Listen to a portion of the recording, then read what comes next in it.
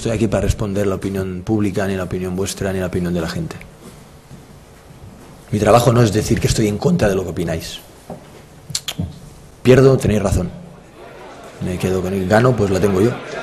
Repito, no estoy para juzgar las portadas de los periódicos o las radios, lo que dicen. Si lo dicen, pues tendrán motivos, razones, pues me parece muy bien.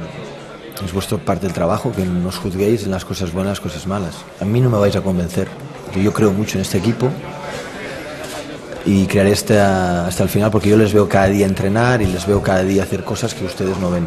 No podéis coger una palabra en la cual sea quitada del contexto general de mi tono. Som grandets aquí, no em feu justificar les meves paraules, perquè les meves paraules ja sabeu quin és el meu to. Y el día que descubráis que hemos fichado a Ribéry, pues publicarlo. Ustedes no lo saben quién hemos contactado.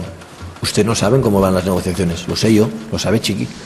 Pero ustedes dan nombre que no son verdad. Ustedes dicen que hemos hablado con jugadores y representantes y no hemos hablado con jugadores y representantes. Ahí es donde la cagan. Y si es verdad, está bien. Pues si no es verdad, evitarlo. No. Creo sinceramente que tenéis también una responsabilidad vosotros en vuestras profesiones.